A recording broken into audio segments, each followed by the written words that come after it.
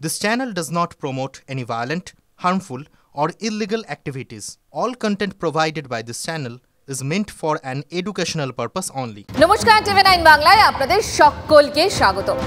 বাংলা আর দুর্নীতি এখন তো সমার্থক না, একথা আমরা কিন্তু বলছি না। অভিযোগ বলছেন বারবার বিরোধীরা। করবেন নাই বা কেন বলুন তো?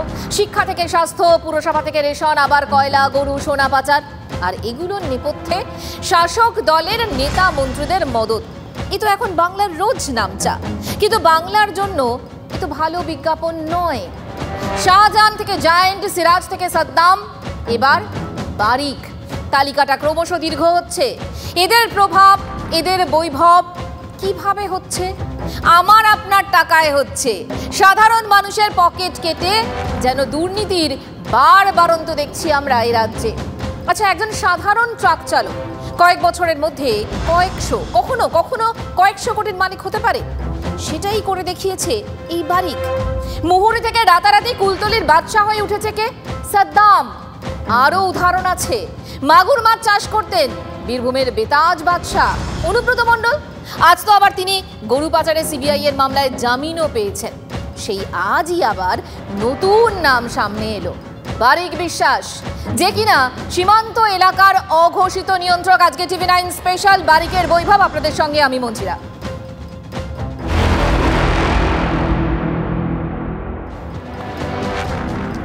সারাদিন তো এই বারিক বিশ্বাস সম্পর্কে সব আপডেট আপনাদের সামনে তুলে ধরেছে TV9 বাংলা। আজ স্পেশাল 9-এও কেন এই বারিক নামা? এ তো যে সে বারিক নয়।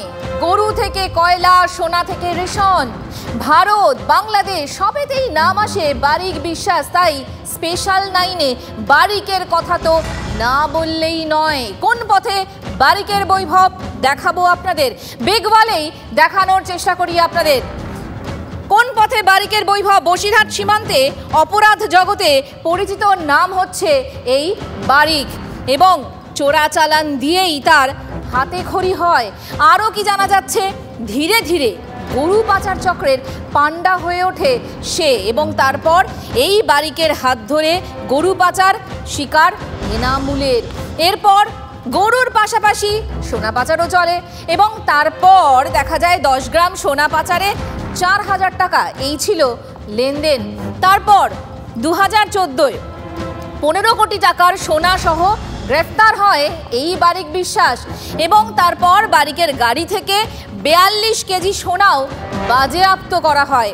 এরপর 2015 সাল 20 কোটি টাকার সম্পত্তি বাজেয়াপ্ত করে ইডি, এবং তারপর সারদা চিটফান্ড মামলাতেও উঠে আসে নাম এই বারিকের, এবং এরপর জামিন পেয়ে রিয়েল এস্টেট, রাইস মিল, ইটভাটায় লগ্নি করে এই বারিক।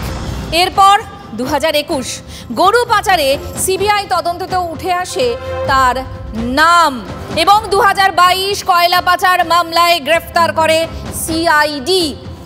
স্পঞ্জ আয়রন কারখানা ছিল সামনে, আর আড়ালে চলতো কয়লা পাচার মামলায় জামিনও মিলে যায় এই বারিকের। তার মানে ভাবুন, শুধুমাত্র কি পাচারের নিয়ন্ত্রক হয়ে ওঠা? বারিকের বিরুদ্ধে মারাত্মক অভিযোগ আসছে বিরোধী শিবির থেকে। এমনকি জঙ্গি যোগের মতো গুরুতর অভিযোগও উঠেছে শাসক দলের বিরুদ্ধে। 2014-তে দুর্গাপুজোর সময় খাগড়াগড় বিস্ফোরণ মনে আছে নিশ্চয়ই সকলের। সেই ঘটনার পর বাংলায় এসে ইঙ্গিতপূর্ণ মন্তব্য করেছিলেন তৎকালীন বিজেপির সভাপতি অমিত শাহ। শুনুন তিনি কি বলেছিলেন। তিনি বলেছিলেন যে বর্ধমানে বিস্ফোরণের পিছনে সারদার টাকা খরচ হয়েছে। খাগড়াগড় কাণ্ডের এনআইএ তদন্ত এবং সারদা কাণ্ডের সিবিআই তদন্ত একই সময় এক জায়গায় গিয়ে মিলবে। অমিত শাহর এই অভিযোগ স্পষ্ট, এ রাজ্যে তৃণমূলের একাংশের সঙ্গে জঙ্গি যোগ রয়েছে। আর বারিক যে এত বৈভবের মালিক, তার বিরুদ্ধেও আঙুল উঠছে এই জঙ্গি যোগের, যে কারণেই অমিত শাহর বক্তব্য আপনাদের সামনে তুলে ধরলাম। আর এখন বঙ্গ বিজেপি 2024 সালে দাঁড়িয়েও এই বারিক সম্পর্কে কি বলছেন শুনুন। কিন্তু লোকে তো বলছে যে খেলা হবে স্লোগান ধার করে। এই পশ্চিমবঙ্গটাকে আসলে উনি পশ্চিম বাংলাদেশ করতে চান। না হলে এই শেখ শাহজাহান, আব্দুল বারিক, জসমুদ্দিন এদের সাথে কেন জামাতের কথা আসে যোগাযোগের, কেন রোহিঙ্গাদের কথা আসে? রাজ্যের রেশন দুর্নীতি মামলায় মন্ত্রী জ্যোতিপ্রিয় মল্লিকের সঙ্গে যে দুজনের নাম বারবার উঠে আসছে, একদিকে শেখ শাহজাহান, অন্যদিকে আজকে এই মুহূর্তে যেখানে তল্লাশি চলছে সেই আব্দুল বারিক বিশ্বাস, এই দুজনের ক্ষেত্রে একটা কিন্তু কমন ফ্যাক্টর রয়েছে। কারণ এই দুজনের বিরুদ্ধেই দীর্ঘদিন ধরে বিরোধীরা, মূলত তৃণমূল বিরোধী বিজেপি এবং একাধিক রাজনৈতিক দল, তারা দাবি করছেন যে শাহজাহান এবং বারিক বিশ্বাস দুজনেই রাষ্ট্রবিরোধী কার্যকলাপে যুক্ত। শাহজাহানের বিরুদ্ধে বিজেপি একাধিকবার অভিযোগ করেছে যে শেখ শাহজাহান রোহিঙ্গাদের আশ্রয় দিয়েছেন এ রাজ্যে, অর্থাৎ হিউম্যান ট্রাফিকিংয়ের সঙ্গে যুক্ত। অন্যদিকে বারিক বিশ্বাসের বিরুদ্ধেও 2014 সালে অমিত শাহ পর্যন্ত অভিযোগ করেছিলেন বারিক বিশ্বাসের মাধ্যমে বাংলাদেশে জামাতের হাতে টাকা পৌঁছেছে সারদা চিটফান্ডের। সেই সময় বাংলাদেশের অর্থমন্ত্রী তিনি ক্লিন চিট দিয়েছিলেন যে সারদার কোনো টাকা বাংলাদেশের কোনো ব্যাংকে জমা পড়েনি। কিন্তু পরবর্তীকালে এই রেশন দুর্নীতির তদন্ত করতে গিয়ে শঙ্করাঢ্য থেকে শুরু করে জ্যোতিপ্রিয় মল্লিক থেকে শুরু করে শেখ শাহজাহান, সমস্ত তদন্তই কিন্তু কোথাও বাংলাদেশের দিকে ইঙ্গিত করছে। কারণ এনফোর্সমেন্ট ডিরেক্টরেট ইতিমধ্যেই যে চার্জশিট জমা দিয়েছে তাতে খুব স্পষ্টভাবে উল্লেখ করেছে এই দুর্নীতির কয়েক হাজার কোটি টাকা বাংলাদেশ হয়ে দুবাইতে গেছে। এবং এই বারিক বিশ্বাস, আব্দুল বারিক বিশ্বাসেরও কিন্তু বাংলাদেশ যোগাযোগ ইতিমধ্যেই একাধিক তদন্তে প্রতিষ্ঠিত। এনফোর্সমেন্ট ডিরেক্টরেট এর আগে যে সোনা পাচারের তদন্ত করেছিল সেখানেও তার বাংলাদেশ যোগাযোগ প্রতিষ্ঠিত, এবং তার ব্যবসা যে দুবাই পর্যন্ত ছড়িয়ে রয়েছে সেটাও প্রতিষ্ঠিত। অর্থাৎ কোথাও দুয়ে দুয়ে চার হয়ে যাচ্ছে, এবং সেই জায়গা থেকে বিরোধীদের এই অভিযোগটা ক্রমশই জোরালো হচ্ছে। সত্যি তো, দুয়ে দুয়ে চারই তো হচ্ছে। তার কারণ আমার আপনার টাকা, যে টাকা দুর্নীতির টাকা হয়ে ঘুরপথে বাংলাদেশ হয়ে একেবারে সোজা দুবাই। কিন্তু বারিক বিশ্বাস তিনি একাই চরিত্র নন। এই সীমান্ত লাগোয়া তৃণমূলের আর এক ডাকাবুকো নেতা, যাকে ধরতে গিয়ে মার খেয়েছিল ইডি জানুয়ারি মাসে। সেই শেখ শাহজাহানের বিরুদ্ধেও তো বাইরের লোককে এনে বাংলায় রেখে দেওয়ার অভিযোগ উঠেছিল। শুনুন না। শাহজাহান শেখ 2-3 বছর আগের থেকেই হাজার হাজার রোহিঙ্গা মুসলিমকে বাংলাদেশ থেকে নিয়ে এসেছিল, ওখানে ক্যাম্প লাগিয়েছিল। জেলা পরিষদের তরফ থেকে সমস্ত খরচা দিয়ে ক্যাম্প রেডি করা হয়েছিল। পরবর্তীকালে নদী পার করে ট্রাকে ভরে ভরে এই রোহিঙ্গাদের সারা ভারতবর্ষে ছড়িয়ে দিয়েছে। এটা সবাই ওখানকার পুলিশ জানে, জনতা জানে, মমতাও জানে। অভিযোগ অত্যন্ত স্পষ্ট এবং গুরুতর।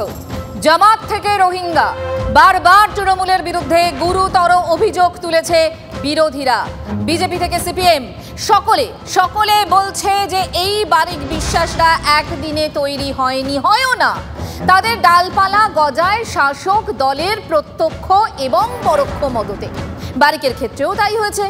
ক্ষমতা বদলানোর সঙ্গে বারিকদের মতো দুষ্কৃতীরা তাদের রং শুধু বদলে বদলে ফেলে। আসলে সীমান্ত এলাকায় অপরাধের বাদশা বারিক বিশ্বাস। সূত্রের আরও কি দাবি? উত্তর 24 পরগনায় দীর্ঘদিন ধরে তৃণমূলের জেলা সভাপতি এবং মন্ত্রী থাকা জ্যোতিপ্রিয় মল্লিক, সেই জ্যোতিপ্রিয় মল্লিকের অত্যন্ত ঘনিষ্ঠ এই বারিক বিশ্বাস এবং তার মদতেই বারবারন্ত সোনা পাচার দিয়ে অপরাধ জগতে তার প্রবেশ। পরে স্পঞ্জ কারখানার আড়ালে কয়লা পাচারের অভিযোগ তার বিরুদ্ধে।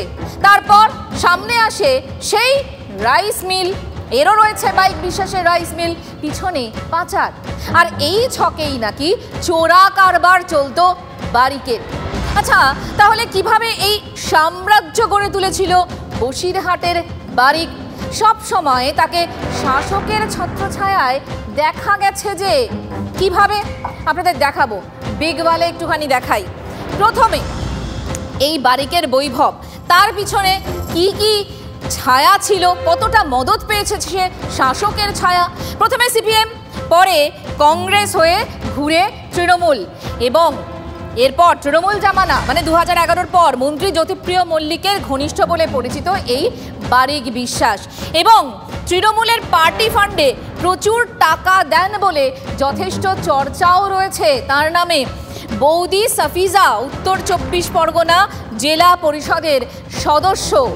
তার মানে বারিকের গোটা পরিবারই কার্যত শাসক দলের, এবং কেউ জেলা পরিষদের প্রাক্তন কর্মাধ্যক্ষ, কেউ আবার বর্তমান সদস্য দাদা গোলাম টিএমসির জেলা পরিষদের প্রাক্তন সদস্য। অর্থাৎ বাকিদের বারিকের হাত যশ এখানে শেষ নেই।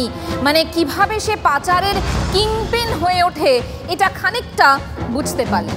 গরু পাচার দিয়ে বারিকের উত্থান, তারপর সোনা পাচারের মাধ্যমে কোটি কোটি কাঁচা টাকা তার হাতে। শোনা যায় যে বর্ডারে 10 গ্রাম সোনা পাচারে চলে আসে 4000 টাকা।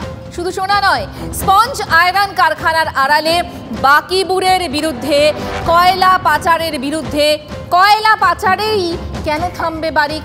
অভিযোগ রেশন সামগ্রীতেও সে হাত বসায়। এমনকি সারদা চিটফান্ড মামলা, সেই মামলাতেও নাম জড়ায় এই বারিকের। যারা উত্তর 24 পরগনা থেকে ভাঙড় পর্যন্ত তৃণমূলের যারা ফাইন্যান্সিয়াল সাপোর্ট দেয়, সেই সমস্ত চালচোর, ডালচোর, চিনিচোর, গমচোর, সেই চোরেদের বাড়িতে ব্যাপক রেট চলছে। আমরা চাই এদেরকে ভালো করে ধরে রোহিঙ্গাদের মতো খাঁচায় পড়া হোক। আমরা চাই তদন্ত নিরপেক্ষভাবে হোক, দোষীরা চিহ্নিত হোক, নিশ্চিত করে শাস্তি পাক, কিন্তু তদন্তের নিরপেক্ষতা বজায় থাক। সারা দেশ জুড়ে আজকে ইডি এবং সিবিআই নিজেদেরকে বিজেপির বিশ্বস্ত শাখা সংগঠন হিসেবে প্রমাণিত করে ফেলেছে। তাই এই সমস্ত তদন্তকারী সংস্থার ওপর দেশের মানুষের আর কোনো ভরসা নেই। এই বারিককে সবার আগে ট্র্যাক করেছিল TV9 বাংলা বেশ খানিকটা দিন আগে। সেই বারিক এবার কেন্দ্রীয় তদন্তকারী সংস্থার একেবারে নজরে, এবং সারা দিন ধরে আমরা দেখলাম বারিককে নিয়ে চাপানুতর চলবে নাই বা কেন, তবে কোন পথে এই যে চোরাই মাস্টার হয়ে উঠল বারিক সেটাও আপনাদের দেখাবো। বাংলাদেশ সীমান্ত দিয়ে কিভাবে এই যে গরু সোনা পাচার চলতো, সেই পাচার রুটটা আমরা খুঁজে বের করিয়েছি। সেই পাচার রুট আপনাদের দেখাবো এবার বিগ ওয়ালে। আমি পিসিআরকে একটু প্লে করতে বলবো। যদি ভারত এবং বাংলাদেশ এই জায়গাটা আমরা বিচার করি তাহলে কি দেখবো আমরা? এই যে হাকিমপুর, পাঁচপোতা এবং এর পাশাপাশি এই জায়গাগুলো দিয়েই কিন্তু মানে শাখাচূড়া, গোজাডাঙ্গা কিংবা হাকিমপুর বা পাঁচপোতা, বারিকের হাত ধরে এই সব এলাকাই হয়ে উঠেছিল একেবারে পাচারকারীদের মুক্তাঞ্চল।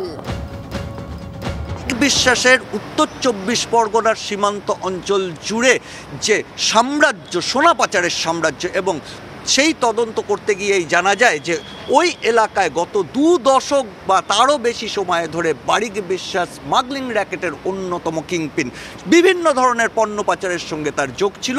পরবর্তীতে গরু পাচারও তিনি শুরু করেন, এবং বলা যায় যে এনামুল হকের গরু পাচারের যদি গুরু কেউ থেকে থাকে সেটা কিন্তু এই বারিক বিশ্বাস। পরবর্তীতে সোনা পাচার এবং তারপরে বিভিন্ন ব্যবসায় সেই সোনা পাচারের টাকা বা গরু পাচারের টাকা ইনভেস্ট করে তিনি নিজে এই মুহূর্তে ব্যবসায়ীর মোড়কে রয়েছেন, এমনটাই গোয়েন্দাদের দাবি। এবং সেই জায়গা থেকেই তদন্তে বিভিন্ন সময় উঠে এসছে যে কোন রুটে গরু পাচার এবং সোনা পাচার হতো। যেটা পুরনো যে ফাইলগুলো পাওয়া যাচ্ছে, যে তদন্ত রিপোর্ট পাওয়া যাচ্ছে, তাতে জানা যাচ্ছে যে উত্তর 24 পরগনায় পেট্রাপোল থেকে ঘোজাডাঙ্গা পর্যন্ত সীমান্তবর্তী অঞ্চলের একাধিক ইছামতির নদীর ঘাট ব্যবহার করে গরু পাচার হতো। তরলা, ঘোজাডাঙ্গা, হাকিমপুর, এইরকম একাধিক ঘাট রয়েছে, এবং সেই রুটগুলোকেই ব্যবহার করা হতো সোনা পাচারের ক্ষেত্রে। এবং সেই সোনা নিয়ে এসে সড়ক পথে কখনো সোজা চলে আসতো কলকাতায়, কখনো বা দেগঙ্গায় গিয়ে সেই সোনা গলানো হতো। সেই সোনা বিস্কুট গলিয়ে সেখান থেকে আবার সোনার তাল পৌঁছে যেত কলকাতায় বিভিন্ন ক্লায়েন্টের কাছে। অর্থাৎ এই পাচারের জন্য গোটা উত্তর 24 পরগনার একটা বড় এলাকা নিয়ন্ত্রণ করতেন, এবং তার দাপট ছিল একটা সময় মারাত্মকভাবে। এখনও সেই দাপট অপরাধ জগতের থেকে বেশি এই মুহূর্তে রাজনৈতিক জায়গায় কাজে লাগানোর চেষ্টা করছিলেন বারিক বিশ্বাস। পাচার চলছে, সোনা থেকে গরুর, কয়লা থেকে রেশন পাচার চলছে। আর তাই আজকে আমরা দেখলাম জ্যোতিপ্রিয় মল্লিক ঘনিষ্ঠ এবং বাকিবুরের ঘনিষ্ঠ অন্যান্য ব্যক্তিদের বাড়িতেও রীতিমতো পৌঁছে গিয়েছিল ইডি। একটু বিগ ওয়ালে দেখানোর চেষ্টা করি আপনাদের যে আজকে যে অভিযান চললো, সেই অভিযান সংগ্রামপুর, বসিরহাট, আব্দুল বারিক বিশ্বাসের বাড়ি। আরও কোথায়? বেড়াচাপা, দেগঙ্গা, আনিসুর রহমান, দেগঙ্গা ব্লক তৃণমূল কংগ্রেসের সভাপতি, তার বাড়িতে চলল, এবং ভাঙড়ে জাহাঙ্গীর আলমের বাড়িতেও চলল ইডির অভিযান। অর্থাৎ এবার রেশন দুর্নীতিতে যার বাড়ি এবং ফ্ল্যাটে তল্লাশি চালালো ইডি, সেটা হচ্ছে বারিক বিশ্বাস। সীমান্তে পাচারের অভিযোগও রয়েছে। কাকভোরে আগে কেন্দ্রীয় সংস্থার অভিযান ঘিরে শোরগোল রাজ্যে। লোকসভা ভোটের পর আবার পুরোদমে অ্যাকশন ইডি। নিউ টাউনের ফ্ল্যাটে তল্লাশি ঘিরে পরতে পরতে নাটকও ছিল আজ। আপনি হয়তো আপনার বাড়ির পরিচারকের কাজকর্ম বেজায় খুশি, কিন্তু খুশি হয়ে আপনি কি করতে পারেন? হয়তো পরিচারকের ছেলে বা মেয়ের বিয়েতে কোনো আসবাবপত্র কিনে দিলেন বা সোনার গয়না দিলেন। বারিক বিশ্বাসের কাণ্ডটা দেখুন। বাড়ির চাকর ড্রাইভারের জন্য আজ তো ফ্ল্যাট কিনে ফেলেছে সে। নিউ টাউনে তো এমনই ঘটেছে। এলাকার লোকজনও হয়তো জানেন না, যাদের কে ফ্ল্যাট থাকতে দেখছেন তারা আসলে এক দুষ্কৃতীর বাড়ির কাজের পরিচারক এবং গাড়ির চালক। সেই ফ্ল্যাটের এক্সক্লুসিভ রিপোর্ট দেখুন। এখানে দাঁড়িয়ে আছি, তার ঠিক ওপরেই অপর একটি ফ্ল্যাট রয়েছে, যেই ফ্ল্যাটে থাকেন বারিক বিশ্বাস এবং তার পরিবার। সেখানে ইডি তদন্তকারী আধিকারিকরা তার পরিবারের লোকের সাথে কথা বলছেন, তাদেরকে জিজ্ঞাসাবাদ করছেন। তার ঠিক নিচের তলাতে এই যে ফ্ল্যাটটিতে আমি রয়েছি, এটি একটি আভিজাত্যপূর্ণ ফ্ল্যাট। বারিক বিশ্বাস এই ফ্ল্যাটটি তার পরিচারকদের জন্য এবং ড্রাইভারদের জন্য কিনেছেন। এখানে তার সাথে যারা থাকেন, অর্থাৎ বাড়ির কাজকর্ম যারা করেন এবং ড্রাইভার যারা রয়েছেন, তাদের জন্যই এই ফ্ল্যাটটি রয়েছে। একটি ফ্ল্যাট, দুটো বেডরুম রয়েছে, যেখানে এই মুহূর্তে তার বাড়ি দেখাশোনা করার জন্য যে সমস্ত লোকজন তারা এখানে রয়েছেন। অপরদিকে ড্রাইভাররা, নিরাপত্তারক্ষী তারা এখানে থাকেন। আভিজাত্যপূর্ণ একটি ফ্ল্যাট, যেখানে অপর ফ্ল্যাটে অর্থাৎ ওপরতলাতে থাকেন বারিক বিশ্বাস নিজে এবং নিচের তলাতে পরিচারক যারা, তাদের জন্য ফ্ল্যাট কেনা হয়েছে। এবং এই যে বারিক বিশ্বাসের যে ফ্ল্যাটটা রয়েছে, অর্থাৎ এই ফ্ল্যাটে কিন্তু বারিক বিশ্বাসের ছবি দেওয়া একটি সম্বোধন জ্ঞাপন, একটি সার্টিফিকেট রয়েছে, যেটা বাঁধানো অবস্থায় রয়েছে। এই যে সম্বর্ধনা জ্ঞাপন, যে শংসাপত্র, সেটা কিন্তু এই বাড়িতে রাখা হয়েছে। এবং এই আভিজাত্যপূর্ণ ফ্ল্যাট, একটা ওপরে ফ্ল্যাট রয়েছে, অপর দিকে পরিচারক এবং ড্রাইভারদের জন্য তিনি ফ্ল্যাট কিনেছেন। বাহ বারিক, বাহ। শাহজাহান থেকে বারিক বিশ্বাস, এই চরিত্রগুলো সামনে আসলে রীতিমতো চমকে যেতে হয়। ভাবতে শেখায় আমাদের এই চরিত্রগুলো। আপনারাও একটু ভাবা প্র্যাকটিস করুন না। কাদের সঙ্গে আমরা রয়েছি, কারা আমাদের মাঝে ঘুরে ফিরে বেড়াচ্ছে, কাদের দায়িত্ব আমরা দিয়েছি, আমাদের দায়িত্ব তাদের কাঁধে দিয়েছি। স্পেশাল লাইন এখানেই শেষ করি। আবার দেখা হবে আগামীকাল। সঙ্গে থাকুন।